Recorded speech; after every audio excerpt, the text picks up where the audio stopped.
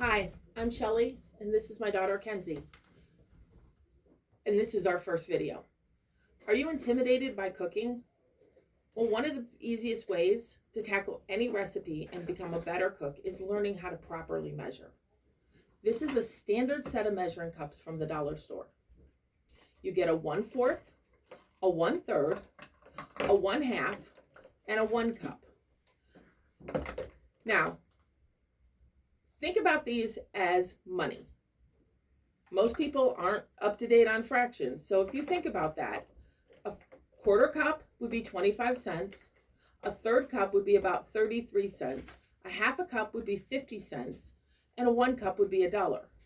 So if you need 3/4 of a cup, just add a 1/4 of a cup and a 1/2 cup. 25 cents, 50 cents, 75 cents, we're good. Now here are the measuring spoons. It's a 1/4, a 1/2 teaspoon, a 1 teaspoon, and a 1 tablespoon. The 1 tablespoon is 3 of the 1 teaspoons. Now let's show you how to measure. Brown sugar? Yeah, we can start with brown sugar. Oh, I need a bowl and a spoon. let go each other. Pop this on real quick. And we'll grab the 1/2 teaspoon, 1/2 cup.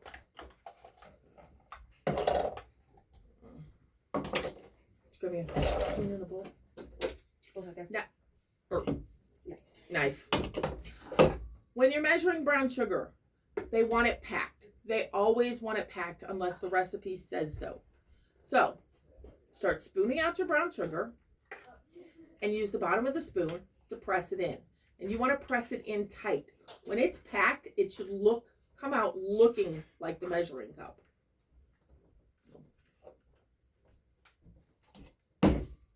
And I make a mess.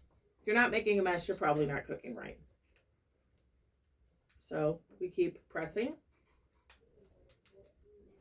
and press it down. And we add some more. And press. You want it pressed tight.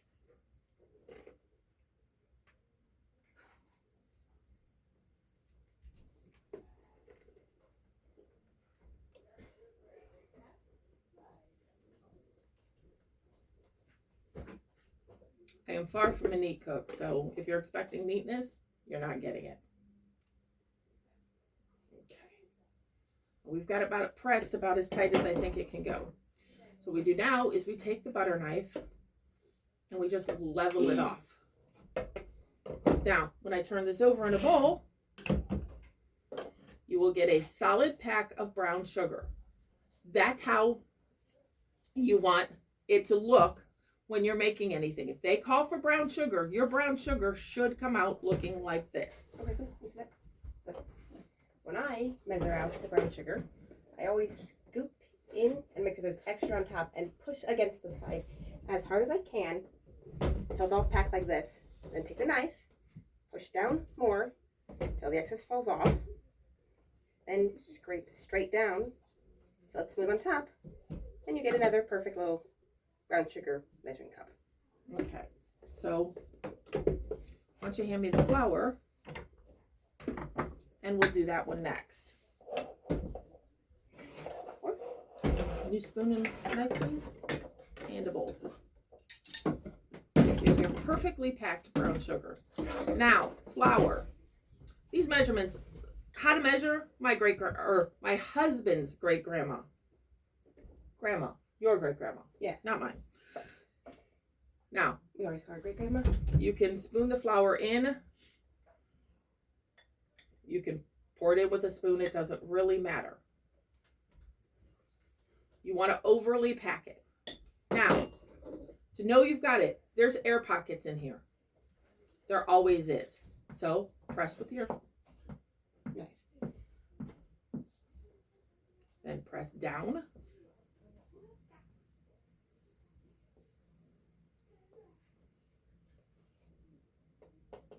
Straight across. And there's your flour. The flour will not come out packed like the brown sugar, but check for air pockets. Otherwise, you're not getting the correct amount of flour. And if you're not getting the correct amount of flour, you're not getting your recipe correctly. It'd be too sticky or too dry. So now we've got sugar And it's pretty much the same way. Maybe 1/3. Can I get another bowl and spoon? Or spoon and Nice. bowl. I'm not even sure what I'm asking for today. So you just scoop it out. Make sure you're over. Grab your butter knife. Flatten it out. And pour it in. Your recipes are going to be consistent. Some recipes are forgiving, but others, you got to be exact. And to be honest, you're not going to know. Now, when you're measuring teaspoons, I'm just going to pick one that fits. Sometimes they don't fit, and it's better to pour it in a bowl and then pour extra later. But you're basically going to do the same thing. At this point, I'm taking half a teaspoon, and this is basil. And I am just scooping it in, trying to make as little mess as possible, but that's not happening. Press it down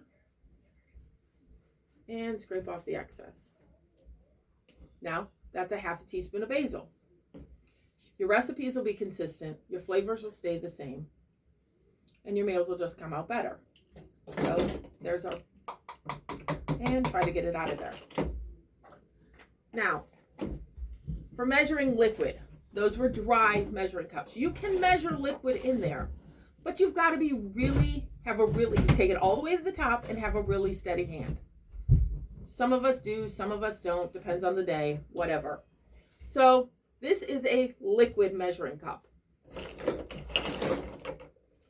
And to use it, you have to place it on a flat surface. Don't try to measure like this. You're not going to get a consistent result. So place it on a flat surface. This is just colored water so we can see. And I'm going to take it up to the 2 cup mark. And I'm just going to pour slowly until we get to the 2 cup mark.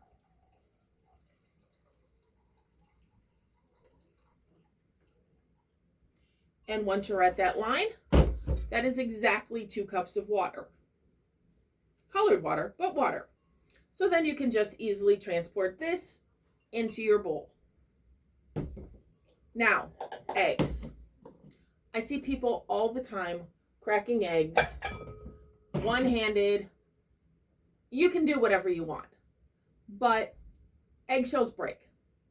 And if you try to do this and you get an eggshell in it, you could ruin your whole recipe. So this is how I break an egg.